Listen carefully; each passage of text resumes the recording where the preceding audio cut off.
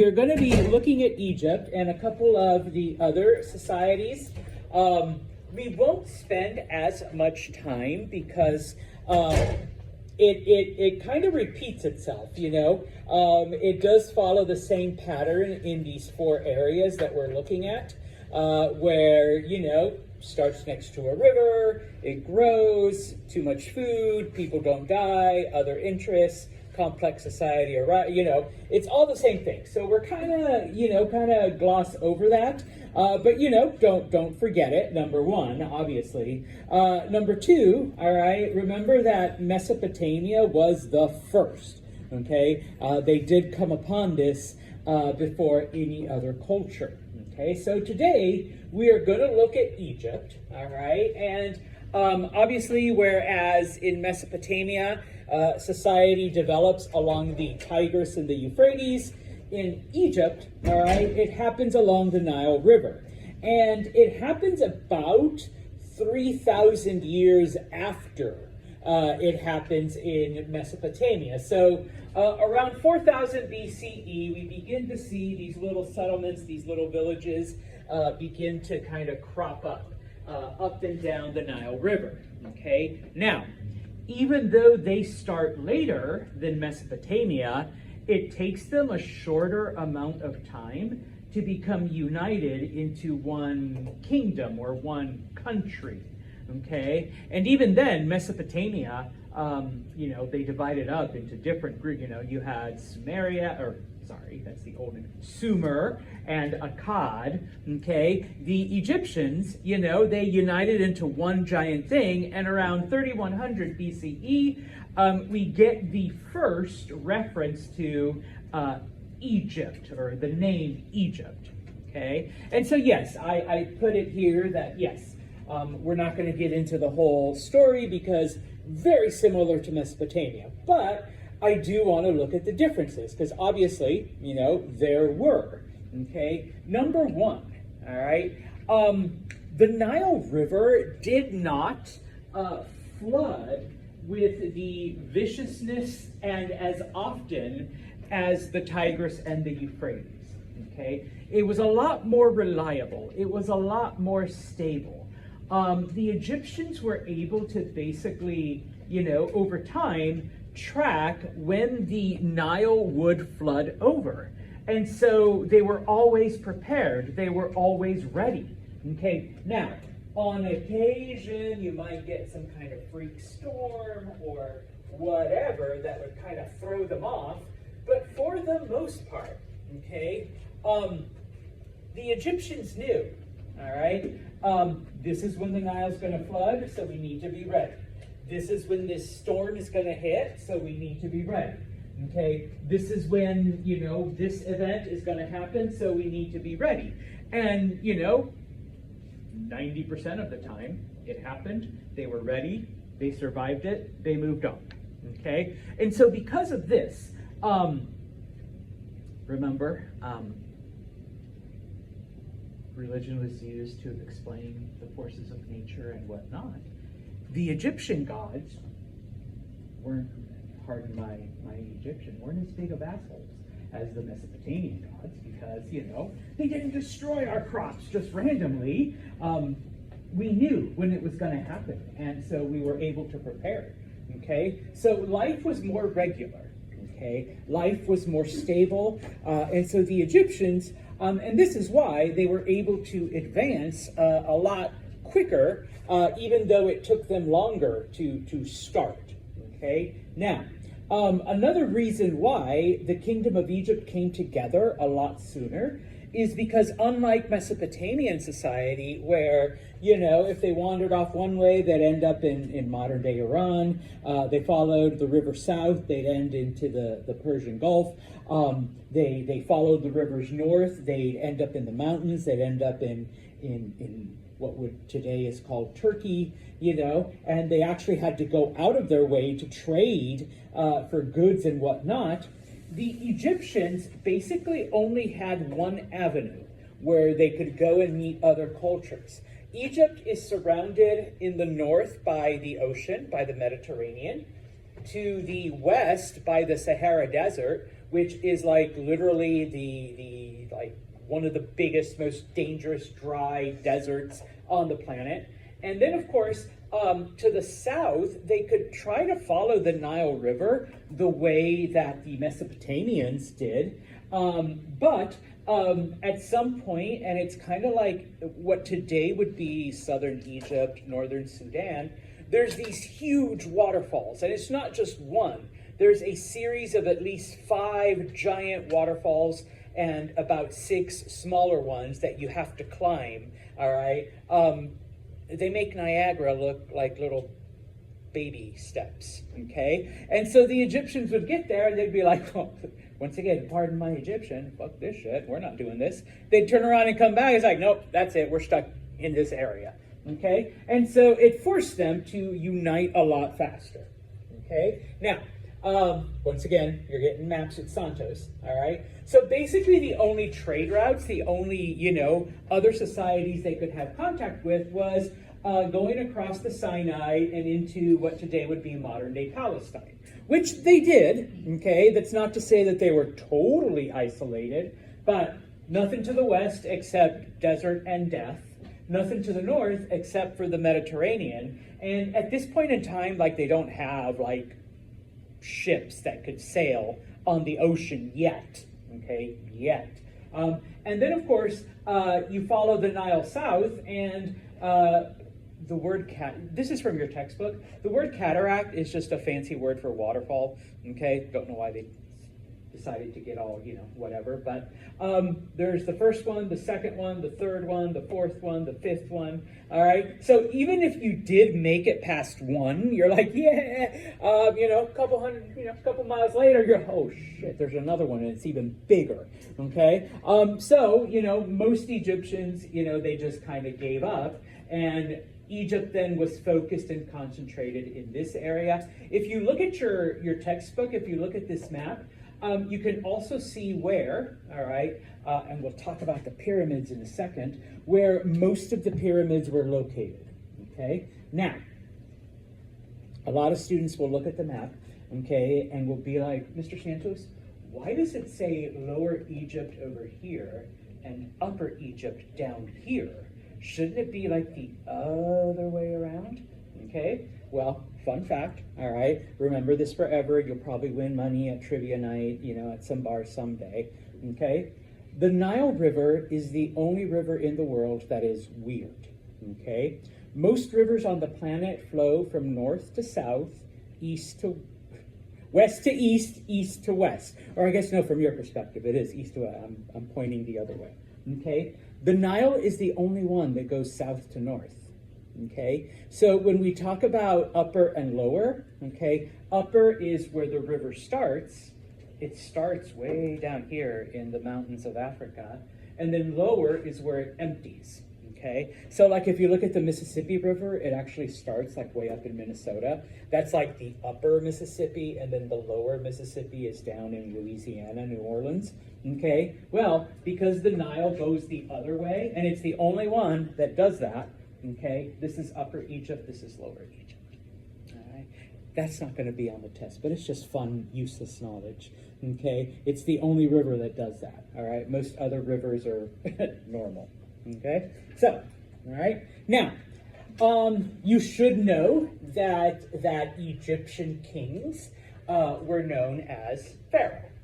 Okay, they didn't refer to them as a king. All right, but they pretty much came about the same way that in Mesopotamian society. Started off with we'll go with Queen. He's bigger than Katie. The strongest person, all right, the warrior king. At some point, it becomes hereditary, father to son, father to son, father to son, all right? And then, of course, sorry, I should have flipped it around, okay? We get into what is called the dynasty system, where it's a family that rules over stuff. Okay, so yes, we do have the king, but what happens to the king's brothers and sisters, or his cousins, or uncles, or whatever? Well, they're also an important part of the government. Okay? And if for whatever reason that family is overthrown, it's typically another family that takes over. Okay? And so, when it comes to Egypt, Egypt can be broken up into 31 what we call dynasties. Basically 31 different families that ruled over Egypt over a period of a couple thousand years. We break up Egyptian history into the Old Kingdom, the Middle Kingdom, and the New Kingdom. Okay? The New Kingdom ends when Alexander the Great conquers Egypt. Okay?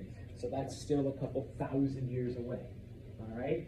And in that time, okay, you had 31 families where, father to son, oh wait, no sons, so to cousin or to uncle, all right, or maybe back to the brother of this king, okay, and so, so that's how it stayed within the family, okay. Now, because the Nile River was so stable and was so, predictable as far as, the weather went and the harvest went and all of this stuff, the Egyptians came up with a concept known as Ma'at, all right?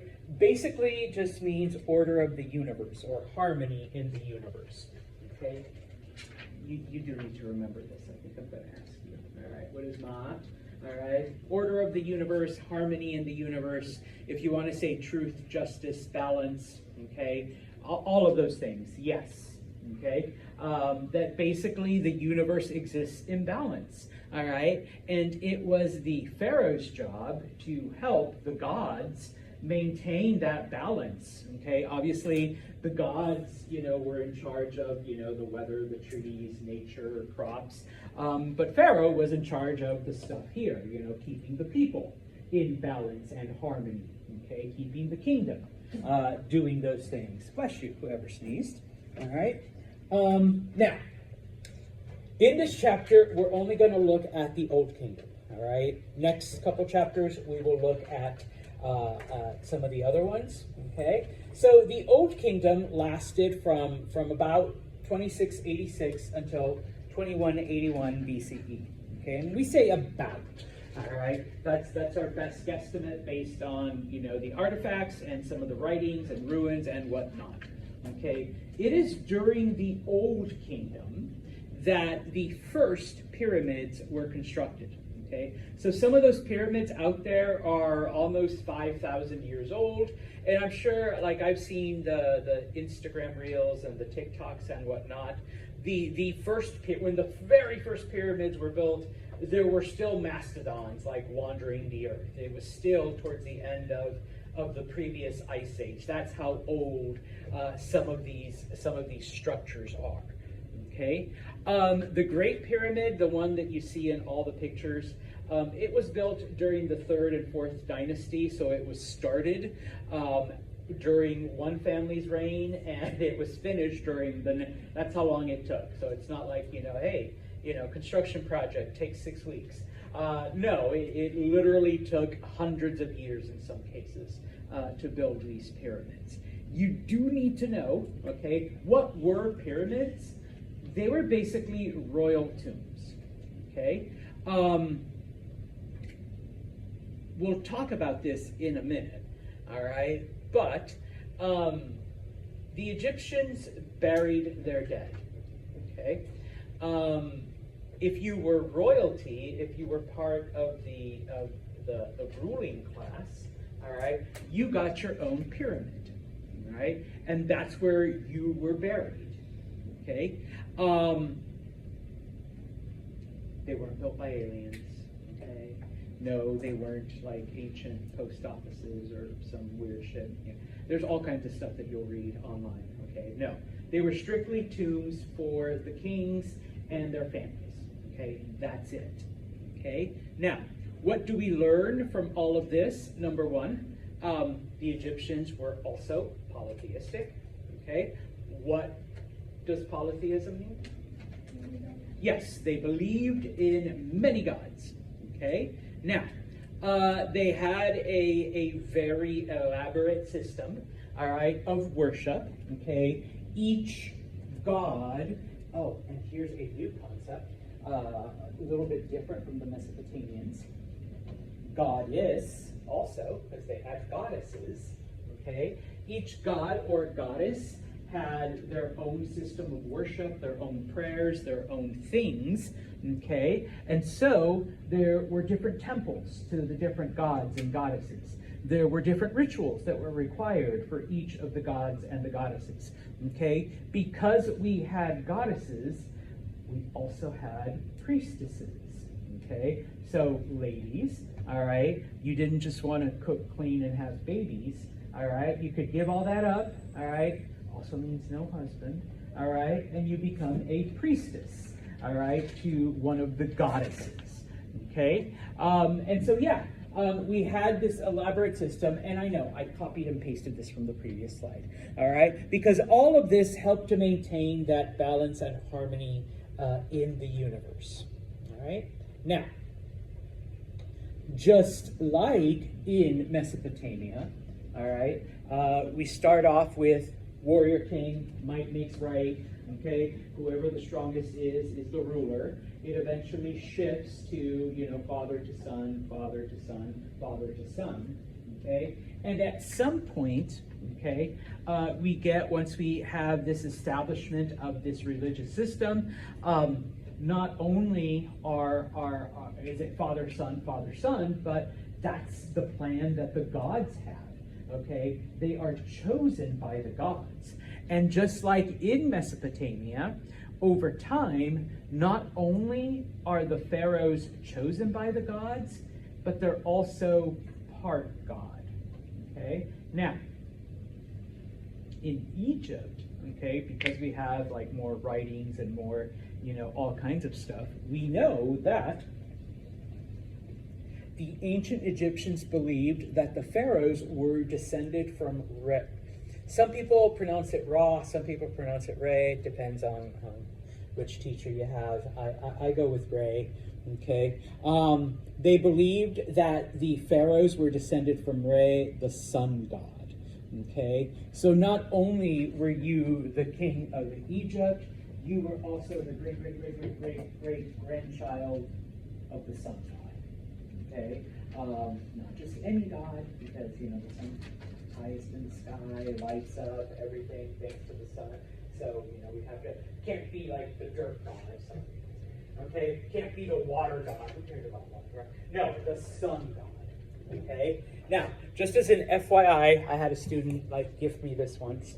All right, my bookmark, yes, with the god. Here it says Ra, okay, with the god Re. All right, sometimes you will read it as either Ammon or Ammon-Re, because depends on the translation, and also over time, there were different gods, and just like with most of these ancient cultures, like 2 or 3 gods were like merged into one and like given, especially if they had similar qualities or similar powers. It's like, well, like there's your sun god and there's your sun god and there's mine. They're actually the same one then, and we just kind of combine their name. All right. So in this case, Jade, you're cheering for the sun god. I don't know why. You know who Ra is, Ray? Okay, yeah, this is my book. I don't actually use it. I keep it like on my bulletin board, okay, just because it's cool. All right, so yes, okay. The pharaohs were believed to be descended from the sun god. All right. Now, these are the pyramids at Giza. Just as an FYI, Giza is basically modern day Cairo, all right? But we're calling it Giza for now, okay? These are typically the ones we see in photographs and textbooks and all of that cool stuff. And what's interesting is, you know, back 5,000 years ago, yes, all right, these were in the middle of nowhere. These were put out there, you know, tombs for the pharaohs and whatnot. But of course, fast forward 5,000 years, Cairo's a major city, okay? This is where they actually are, all right? They are in the middle of this, like, sprawling metropolis, okay? Yes, there's about, I want to say 2 miles where it's still all desert, where they've, like, preserved. But you know, there's this travel blogger that I watch on occasion, and she's like, There's a Kentucky Fried Chicken around here somewhere where they actually have a rooftop where you can sit and eat and get a beautiful view of the pyramids while you're eating your chicken tenders and fries. Okay, so like, I know, right? Just what every pharaoh dreamt of thousands of years ago, that people would just sit there and watch. Obviously, to get in, you have to pay. There are tours. You can rent camels, all that fun stuff. You can actually go inside parts of these pyramids. I've never been. It's one of my bucket lists, but I've known people that have gone and all of that cool stuff.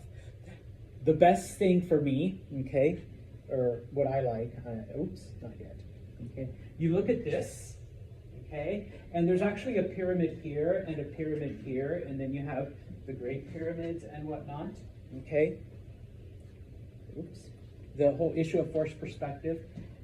That picture is taken from this angle, okay, so these are those little pyramids you see in front, and then these are the other ones, okay. Just photographic tricks. Those of you that work with like the big wide angle lenses and stuff. Okay, you can do that. All right, but there it is. All right, if you want to take a trip to Egypt. Okay, now you don't need to know these. I'm not going to ask you to remember the pantheon of Egyptians, gods and goddesses, but just a couple things. Okay, two of the most important ones, along with the sun god Ra. Okay, Osiris, who was the the god of vegetation, all right, because obviously we need food, all right, that's what made all of this possible. And Isis, the goddess of the earth goddess, the mother goddess, okay, everything basically comes from the earth, including, humanity and whatnot, all right. Now, here's where we get now into a different part of religion when it comes to compared to the Mesopotamians, okay? Because once again, remember, these early religious beliefs started off as a way to explain nature, okay? And so the Egyptians, like I said, noticed that the Nile River followed patterns when it came to its flooding, when it came to receding, when it came to like the harvest and farming, and when it came to like weather phenomenon and whatnot, okay? The Egyptians noticed that it always followed a certain order, and so to the Egyptians, okay, they basically developed a philosophy that time was cyclical, okay? Yes, something happens, but then you move on, and then something else happens, and then you move on, and something else happens, and when you get back to a certain point in time, this first thing happens again, and it just keeps repeating. Every now and then, something pops up that surprises you, but for the most part, point A, point B, and point C all happen around the same time. And you can base your whole society on that because there's very little change. And so they begin to expand this, okay? This must mean that death isn't the end, okay? Yes, because the river comes and like kills our crops when it floods. But what happens afterwards? The river goes back and the crops regrow. So what happens when we die? Well, we must somehow regrow as well. We must have, this next life, okay? And so the Egyptians believe, and they were one of the first cultures to believe, that death isn't the end, that there is in fact an afterlife. And so this is why they built the pyramids. They mummified, they preserved the bodies of the people that died, okay? And because if there is an afterlife, okay, you're going to need your body. How else are you going to wander around the afterlife if you don't have this? Okay, so they came up with the idea of mummification. All right, and of course the royal families. All right, they got their pyramid. Okay, and well, we can't send Katie into the afterlife with just her body. She needs all her shit. All right, so her gold, her silver, her couches, her. I've seen mummified cats. All right, she needs her pets. all right? Because Katie was one of the ruling class, she probably had servants. Sorry, servants. You would be killed and mummified, and she's going to need her servants in the next life, all right? Katie's like, yeah, I am. All right, go fetch me water, Maddie. So yeah, in the afterlife, okay? And so they were mummified and preserved. Just FYI, the Mesopotamians burned their dead. Most ancient cultures burned their dead. Because why? Yeah, so they wouldn't come back as zombies, one. Disease, two. There was nothing. That was it. That was the end. Get rid of the body, okay? Yeah, maybe zombies. All right, but get rid of the body, all right? And that was like the quickest, easiest way to do it, all right? Why would you want to bury it if that's it? It's over. It's done. The Egyptians were like, no, it's not, okay? You're going to need it in the next life. Now, sometimes students ask, well, what about like if you were just a regular person? I want to say it was in 2019, might have been 2020. They were trying to expand one of the subway lines in Cairo when, as they were doing it, they came across this mass grave of like a couple hundred mummies. And they were like, what the? That's what happened to the average person. They would mummify you and just put you in a mass grave. Okay, so Matt was just a regular Joe Schmo in Egypt. Yeah, they'd mummify him and put him wherever. Okay, Isabel was a priestess, a queen. So yeah, she got her own little pyramid and with servants and her pets and her favorite couch and like all this other stuff in there. All right, so yeah, you were ready for the next life. Okay, and I do ask you, why did the Egyptians mummify their dead? Okay, it's because they believed in an afterlife. You were going to need your body in that next life. You were going to need your things. Okay, so that's why. Okay, now, just like the Mesopotamians, the Egyptians also came up with a form of writing. But theirs was a little bit different, okay, and to some degree a little bit more complex. Okay, now, most people only know the first one, hieroglyphics. Okay? Yes, that is Egyptian writing. But this was the formal writing. This was the fancy. Do you guys still call things bougie? This was the bougie writing. Okay? It was only used for the royal family or in religious ceremonies. Okay? Which is why this is the writing that we have found in abundance in all the pyramids, okay? And that's why we thought for the longest time it was the only type of writing in ancient Egypt, okay? But as time has gone on, we have discovered the use of hieratic writing, which is what was used for like your average everyday stuff, okay? So hieroglyphics are in all the pyramids because it's religious and royal. And then in the other things that we have found in other archaeological sites is hieratic. Later on, okay, and we're talking like in the New Kingdom, Egyptians realized like, why the hell do we have two different forms of writing, all right? And so they came up with something called Demotic, which is basically the same writing for everything. And so in a lot of the newer pyramids, okay, people were like, wait a minute, this makes no sense. They realized it was a slightly different form of writing that combined hieroglyphics and hieratic into Demotic. Okay, now, similar to cuneiform, which is Mesopotamian writing, we had pictures and other symbols, okay? Sometimes they represented abstract ideas, sometimes those pictures represented certain sounds. And so when you combined them, you ended up with whatever, okay? And so once again, think of the modern day emojis, okay? If someone sends you that symbol or that picture, what idea is being conveyed? Happiness, okay? Now granted, I don't think the Egyptians used that emoji, all right, but, and you know, I'm never sure what this one means, but I'll throw it in there on occasion. Yeah, a weird crooked smile. I don't know. But yeah, okay. Now,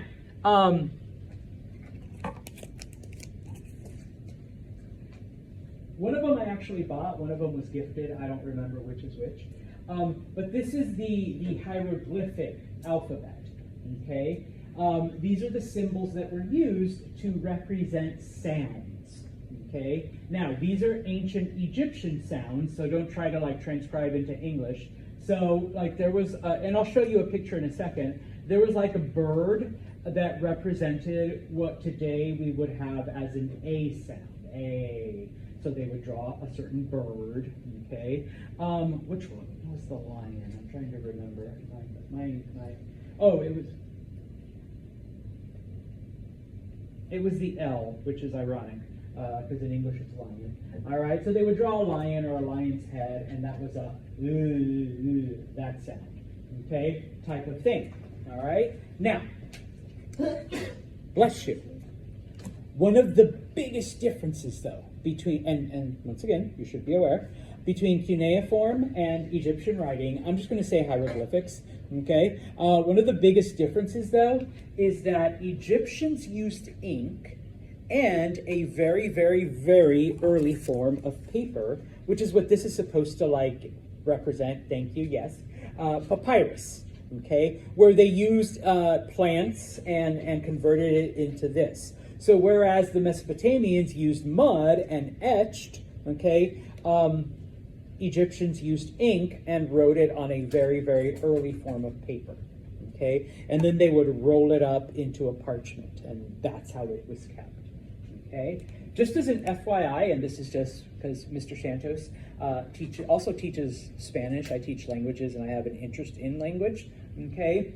Nobody knew for the longest time what, they discovered the pyramids, they went in, they found, all this stuff on the walls, and they had no idea what any of it was, okay? To them, it's like, oh, look at these cool pictures, okay? Look at these weird letters, okay? But in 1799, Napoleon actually conquers Egypt, and when he is there, he finds something called the Rosetta Stone. Okay, and at first it's just this rock with like different like etchings and writings and symbols, and nobody's really sure what it's all about until they realize that on one side it has Greek, and then on the other parts of the rock it has these different symbols, like these different drawings etched in. And after a couple of years of study, they realize that the Greek corresponds to the Egyptian symbols.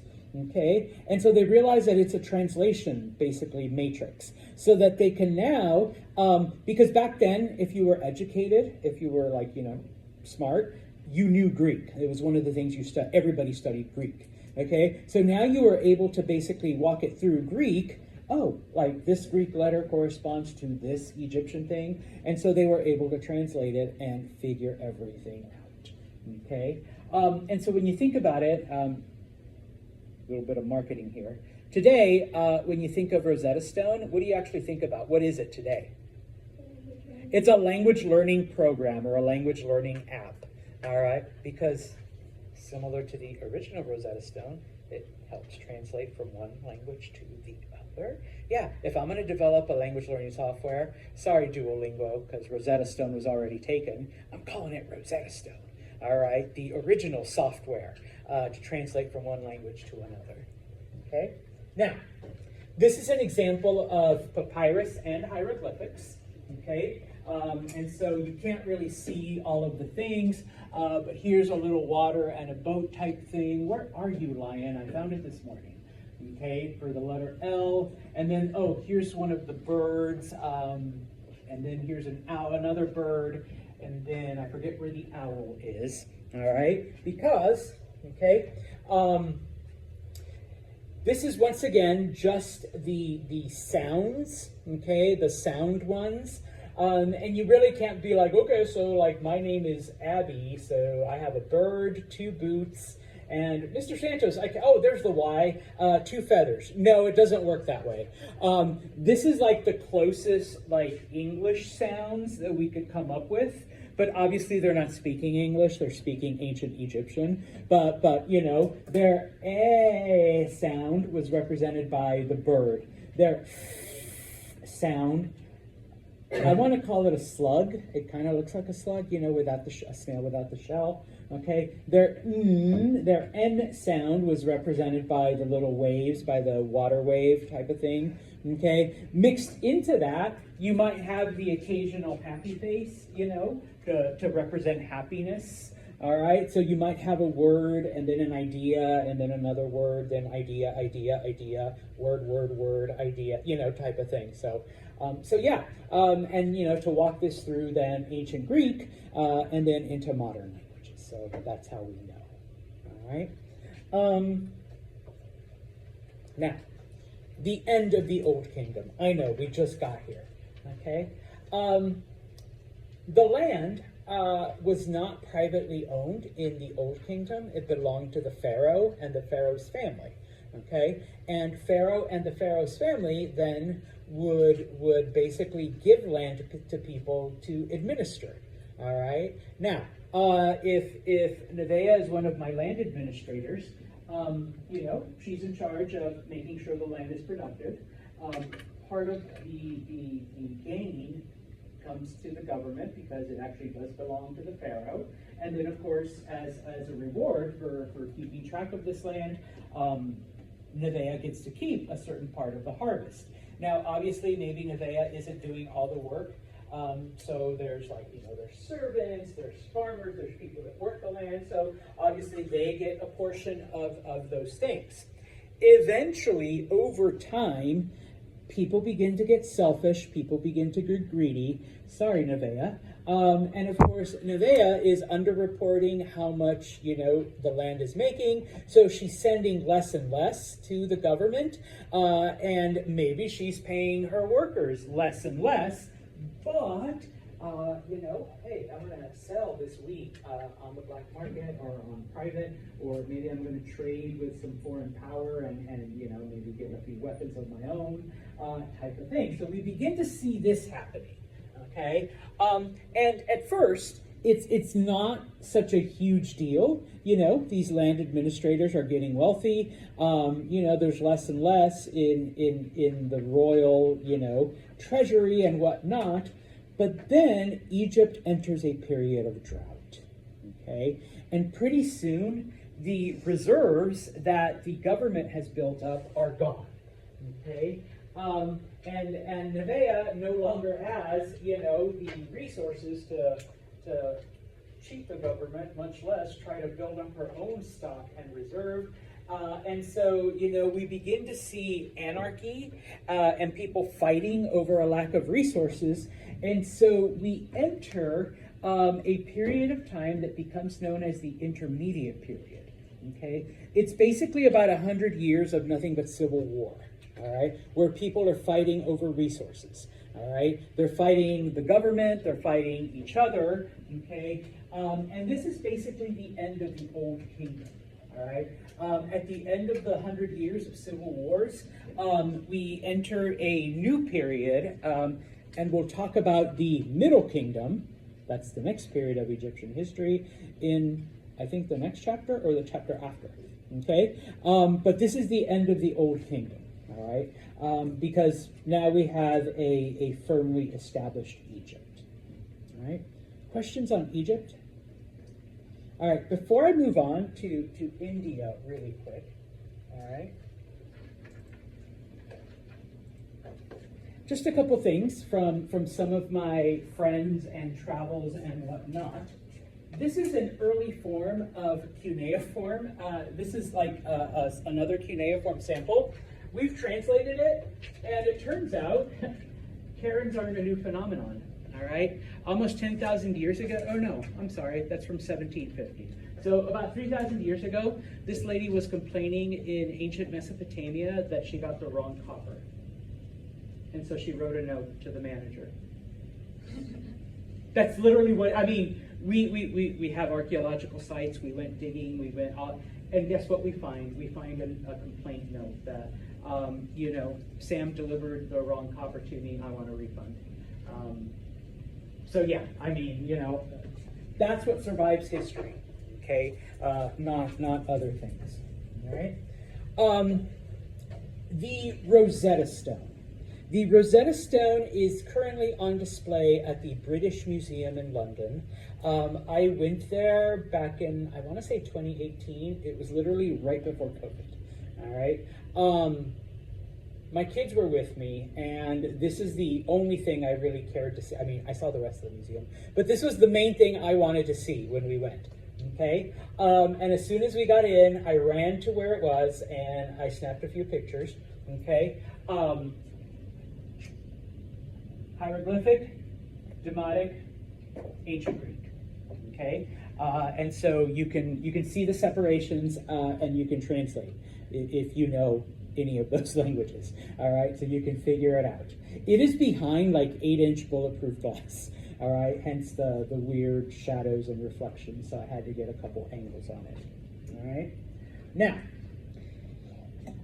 mummies, all right? They're not like in Scooby-Doo cartoons or horror movies or whatever, where you've got this weird creature wrapped in toilet paper like coming after you.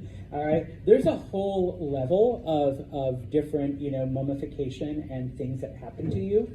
All right, in this case, before you're put into the crypt, this is like the outermost thing. All right, this is supposed to represent the person that's in there and then different scenes from the person's life. Okay, ignore my son. These are the crypts, okay, that they were put in. All right, and another sampling, okay, of the mummification. You've stripped away the outer layer, okay.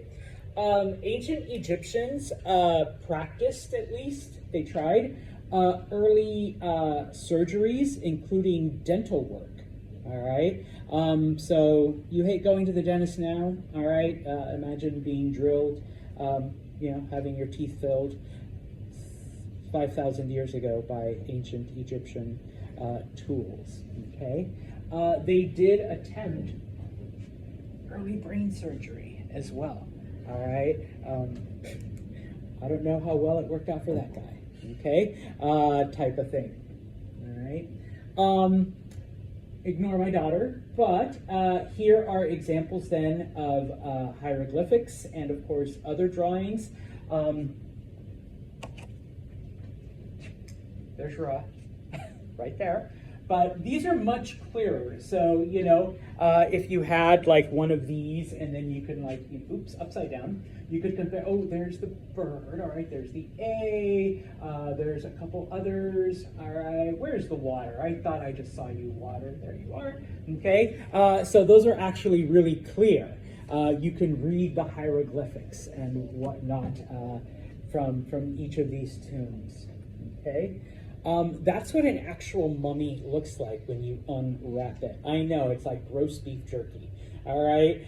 But basically, that's what you've done to the human flesh, okay? Now, they would take out all the insides. They would take out the brain. They would take out, like, the different organs. The heart would be preserved. Usually, it didn't last once the archaeologists got to it. But, it'd be preserved. And this was your body. This is what you were going to come back in the afterlife. I know, pretty weird. Okay, yeah, and that's it for the Egyptian stuff. All right. If you're interested, they do have like 4 mummies at I want to say it's the Art Museum at Albany. Okay. And people are like, really? 4 at an art museum? Yeah. After people raided these pyramids and whatnot, they would bring mummies to America in the 1800s and would just sell them at random places, and different places just bought them. And some family in Albany bought like 4 of them, and fast forward to the 1900s, they donated it to the art museum, type of thing. But yeah, so sometimes people are like, yeah, I remember I once went to this weird little thing and they had like a mummy. Yeah, they probably bought it like in the 1850s, 1860s. People would go and just like raid, and bring them to America and then just sell them to people. So it was like pretty crazy. All right. We have literally like 2 minutes, so I was going to start, but I'm going to stop. All right. Sorry, I literally just looked over at your head and then to the phone. So we will continue with India and everything else on